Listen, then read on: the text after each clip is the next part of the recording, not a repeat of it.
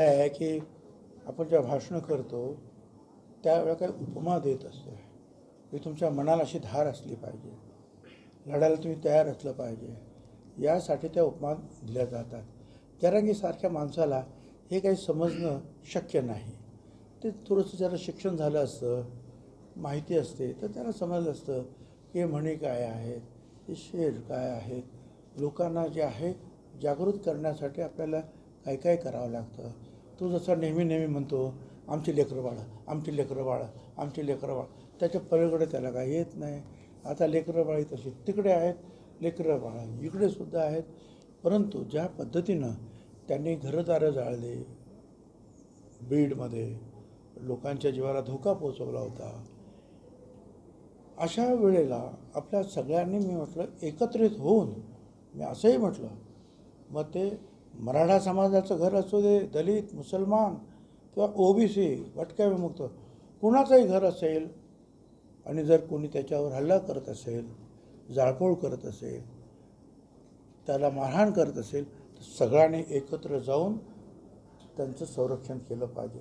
ही छत्रपती शिवाजी महाराजांच्या राज्यात जेव्हा आपण राहतो आहोत, त्यांचं नाव घेतो आहोत, तेव्हा त्यांनी आपल्याला हीच शिकवण दिलेली आहे की आपापसात सर्व लोकांना जे आहे आया बहिणींना संरक्षण देण्याचं काम आम्ही केलं पाहिजे. तर ते आपण सांगायचा प्रयत्न करतो. तर ते एखाद्या म्हणीतून, ते एखाद्या शेरे शायरीमधून सांगत असतो. आता ते आमच्या भाषणाची पद्धत आहे. कोण काय कोण अभंगातून काहीतरी सांगेल काय. आता आपण म्हणालो भले तरी देऊ कासेची लंगोटी, नाठाळाच्या माती हाणू काठी, म्हणजे संत तुकाराम.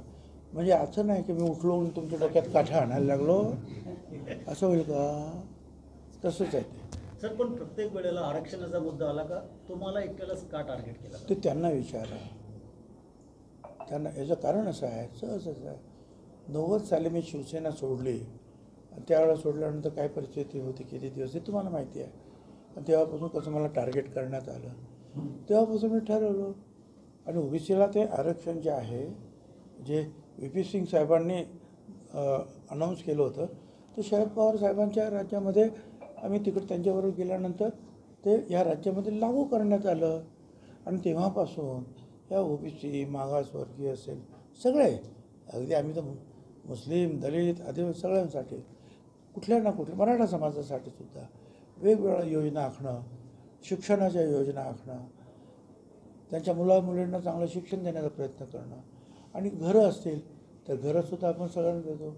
रमाई योजना असेल, शबरी योजना असेल, ओबीसी घर योजना असेल, अनेक ज्या आहेत घरांच्या योजना आपण देतो. शेतीच्या ज्या योजना आपण देतो, ज्या वेळेला आपण एखाद्याचं कर्ज माफ करतो शेतकऱ्यांचं, ते सगळ्यांनाच करतो. असं आहे का फक्त मराठा समाजाला करतो, दलित समाजाच्या शेतकऱ्यांना नाही करत किंवा ओबीसीला करत नाही, असं नाही होत. सगळ्यांनाच ते फायदे मिळतात. रस्ता केला, सगळ्यांनाच फायदे मिळतात. पाणी आणलं, सगळ्यांनाच त्याचा फायदा मिळतात. त्याच्यामुळे ते कामं, ती कामं तर सगळ्यांसाठी आपण करतच असतो. आरक्षणाचा जो प्रश्न जो आहे हा संविधानातून जो आलेला आहे, 5000 वर्ष जे दबलेले आहेत, जे गावाच्या विषयी बाहेर राहत आहेत, ज्यांना दुय्यम वागणूक समाजात दिली गेलेली आहे, त्यांना वरती आणण्यासाठी हे संरक्षण आहे, हे आरक्षण आहे. हा गरिबी हटवायचा कार्यक्रम नाही, मी पण सांगितलं, आता लोक सांगायला लागले आहेत. बरं, यांनी हे आरक्षण दिल्यामुळे ताबडतोब गरिबी हटली असंही होत नाही. आता आरक्षण आम्हाला कितीतरी दलितांना आहे, आदिवासींना आहे, झोपडपट्ट्यांमध्ये अजून तेच लोक विचार राहत आहेत. गरिबी तशी हटत नाही. गरिबी हटवण्यासाठी वेगळे कार्यक्रम आहेत. हे आहेत समाजामध्ये थोडी प्रतिष्ठा त्यांना प्राप्त व्हावी, शिक्षणातून, नोकरीतून, या राजकारणातून सुद्धा, यासाठी हे आरक्षण दिलं जातं. सर